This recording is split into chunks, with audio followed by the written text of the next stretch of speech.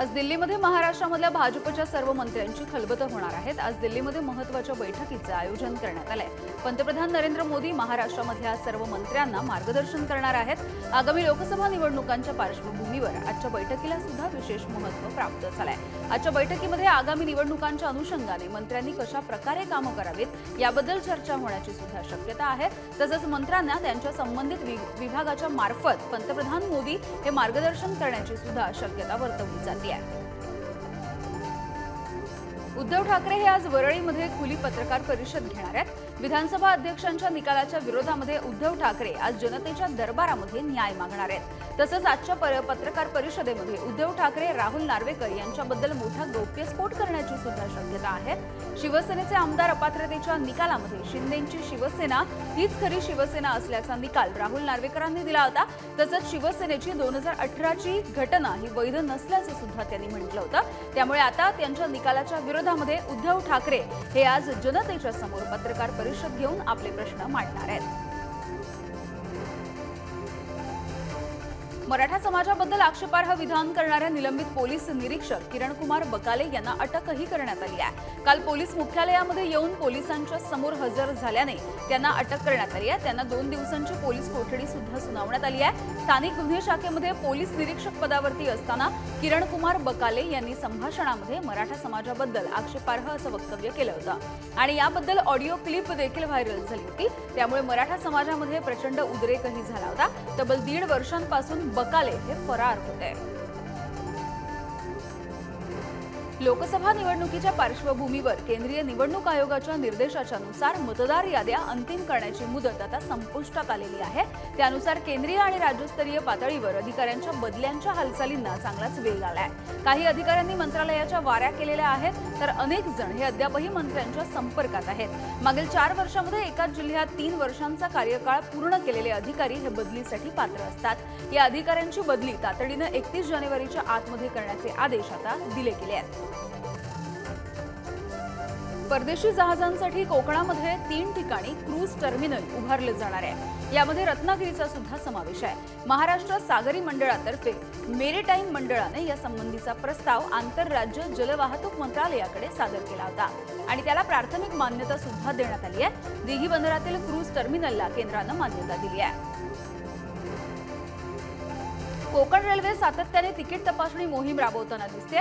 डिसेंबर 2023 मध्ये एकूण 6675 अनधिकृत अनियमित प्रवासी हे तिकीट नसलेले सापडले आहेत। त्यांना दंड सुद्धा करण्यात आलाय। या प्रवाशांकडून जवळपास 1,95 लाखांपेक्षा अधिकचा दंड वसूल करण्यात आलाय।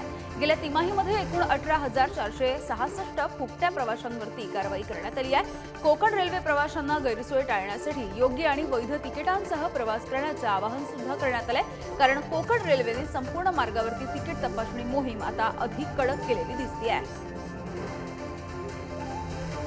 अयोध्येमध्ये आजपासून धार्मिक विधींना सुरुवात होणार आहे। 18 तारखेला श्रीरामाची मूर्ती गाभाऱ्यामध्ये स्थापित केली जाणार असून धार्मिक विधी 21 जानेपर्यंत सुरू राहतील अशी माहिती राम जन्मभूमी तीर्थक्षेत्र मंदिर ट्रस्टचे सरचिटणीस चंपत राय यांनी दिली आहे। आज प्रायश्चित्त आणि कर्मकुटी पूजन सुद्धा पार पडेल। रामलल्लाची म्हणजेच प्रभू श्रीरामाच्या बालस्वरूप मूर्तीची पूजा सुद्धा सुरू होणार आहे आणि त्यानंतर 18 जानेवारीला गाभाऱ्यामध्ये रामलल्लाची प्रतिष्ठापना केली जाणार आहे। 22 जानेवारी 2024 या शुभ मुहूर्तावरती राम मंदिरामध्ये सुद्धा ही प्राणप्रतिष्ठा केली जाईल। 22 जानेवारीला अयोध्येमध्ये प्रभू श्रीरामाच्या मंदिराचं उद्घाटन आणि प्रभू श्रीरामांची प्राणप्रतिष्ठा केली जाणार आहे। या उत्साहाची तयारी आता सुरू झालेली दिसते, परंतु सर्वांनाच अयोध्येला जाऊन हा राम मंदिर उद्घाटन सोहळा बघता येणार नाही। म्हणून उल्हासनगरमधील भाजपचे आमदार कुमार आईलानी यांच्या पुढाकाराने कॅम्प क्रमांक 2 इथल्या गोल मैदानामध्ये श्रीराम मंदिराची झाकी बनवली गेली आहे। उल्हासनगरमधील सर्व नागरिकांना इथे प्रभू श्रीराम यांचं दर्शन घेता येणार आहे। तसंच इथे रोज संत साधू येऊन भजन आणि सत्संगाचा कार्यक्रम सुद्धा घेणार असल्याची माहिती मिळते आहे। गेल्या 9 वर्षांमध्ये 24.82 कोटी लोक विविध प्रकारच्या दारिद्र्यामधून बाहेर आल्याचं नीती आयोगाच्या अहवालामधून समोर आलंय। उत्तर प्रदेशमध्ये गेल्या 9 वर्षांमध्ये 5.94 कोटी लोक हे दारिद्र्यामधून बाहेर पडले असून उत्तर प्रदेशमध्ये गरिबांच्या संख्येमध्ये सर्वात मोठी घट झाल्याचं नोंदवलं गेलंय। त्यापाठोपाठ बिहारमध्ये 3.77 कोटी, मध्य प्रदेशमध्ये 2.30 कोटी आणि राजस्थानमध्ये 1.87 कोटी लोकांची दारिद्र्यामधून मुक्तता झाली आहे। भारत 2030 पर्यंत दारिद्र्य निम्मे करण्याच्या शाश्वत विकासाचं उद्दिष्ट गाठण्याची सुद्धा शक्यता वर्तवली जाते आहे।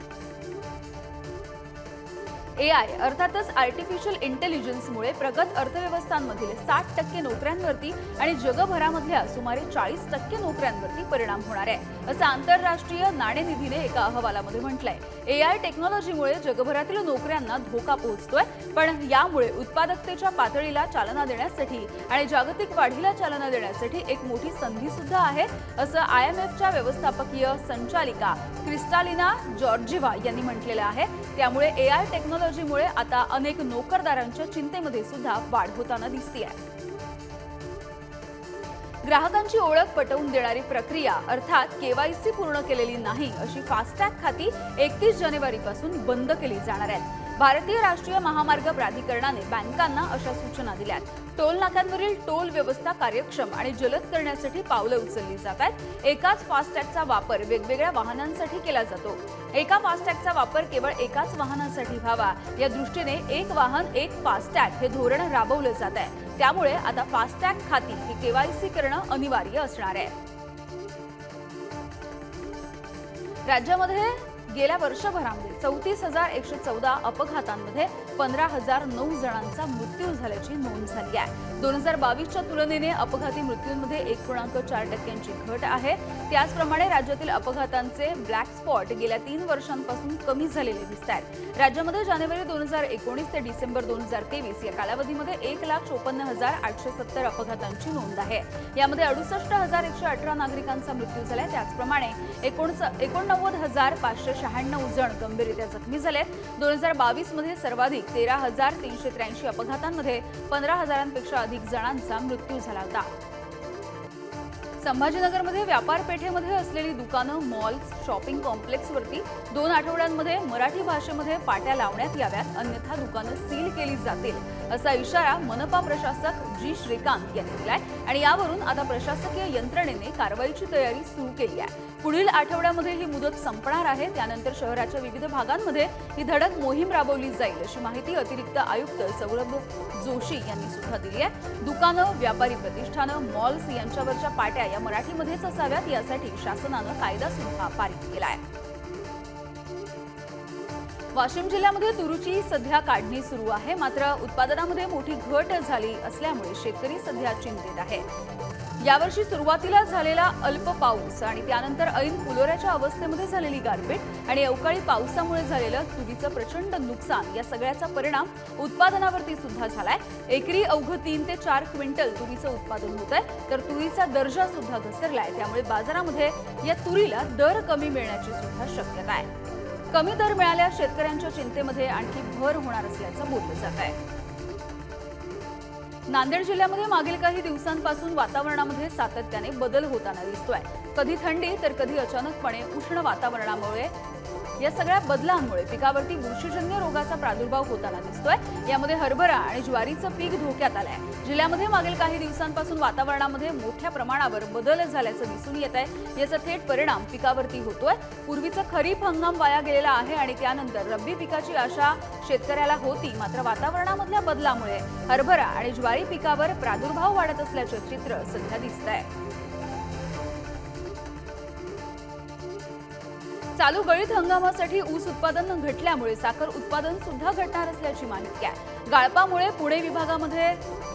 पुणे विभागानं बाजू मारलेली दिसतेय, मात्र तरी सुद्धा साखर उत्पादनामध्ये कोल्हापूर विभागच भारी ठरताना दिसतोय। आतापर्यंत राज्यातील 197 कारखान्यांनी 4,39,36,00,000 टन ऊसाचं गाळप केलं आणि यामधून 4,39,86,00,000 क्विंटल साखरेचं उत्पादन झालंय। कोल्हापूर जिल्ह्यातील हंगाम 15 ते 20 दिवस विलंबाने जरी सुरू झाला असला तरी साखर उत्पादनामध्ये कोल्हापूर सध्या आघाडीवर आहे। गेल्या हंगामामध्ये आज अखेर 202 कारखान्यांनी 5,66,00,000 1,97,000 टनांचं गाळप केलं होतं। धारावीमधील पात्र रहिवाशांना स्वतंत्र स्वयंपाकघर आणि शौचालय असलेलं किमान 350 स्क्वेअर फूट असणारी घरं आता मिळणार आहेत। याबद्दलची घोषणा धारावी पुनर्विकास प्रकल्प प्रायव्हेट लिमिटेडने केली आहे। धारावीतील घराचे हे क्षेत्रफळ मुंबईतील अन्य झोपडपट्टी पुनर्विकास प्रकल्पांमध्ये सर्वाधिक म्हणजे तब्बल 17% अधिक आहे। पात्र निवासी सदनिका म्हणजे 1 जानेवारी 2000च्या आधी अस्तित्वात असलेल्या सदनिका आहेत। प्रत्येक फ्लॅटमध्ये स्वतंत्र स्वयंपाकघर आणि स्वतंत्र शौचालय याची सोय असेल। नवी मुंबईच्या सीवूडमधील सेक्टर 44 मध्ये बिल्डर मनोज कुमार सिंग यांच्या हत्येनं खळबळ माजली होती। नवी मुंबई पोलिसांनी अवघ्या 24 तासांमध्ये या गुन्ह्याची उकल केली आहे। त्याच्या हत्येच्या प्रकरणामध्ये बायको आणि ड्रायव्हरला अटक करण्यात आली आहे। राजू खान असं या ड्रायव्हरचं नाव असून NRI पोलिसांनी त्याला अटक केली आहे। मध्यरात्री 12च्या सुमारास राजूने मनोज कुमार सिंग यांच्या डोक्यामध्ये लोखंडी रॉड मारून त्यांची हत्या केल्याचं तपासामधून समोर येत आहे। आरोपी आणि बिल्डरच्या पत्नी यांच्यामध्ये प्रेमसंबंध होते आणि त्यामुळे ही हत्या करण्यात आली आहे का याचा तपास आता सुरू आहे। गोव्यावरून दिल्लीला निघालेलं इंडिगो विमान हे मुंबईकडे वळवल्याच्या नंतर संतप्त प्रवाशांनी मुंबई विमानतळावरच ठिय्या आंदोलन केलंय। 12 तास विलंब झालेल्या विमानातील प्रवाशांनी रात्रीचं जेवण करण्यासाठी रनवेवरच ठाण मांडलाय। त्यांनी रनवेवरून हटण्यासाठी नकार दिला। विमान दिल्लीला नेण्याचा आग्रह सुद्धा धरला। ही घटना सोमवारी पहाटेच्या वेळेस घडली आहे। खराब हवामानामुळे दिल्लीकडे जाणारी विमानसेवा विस्कळीत झाली आहे।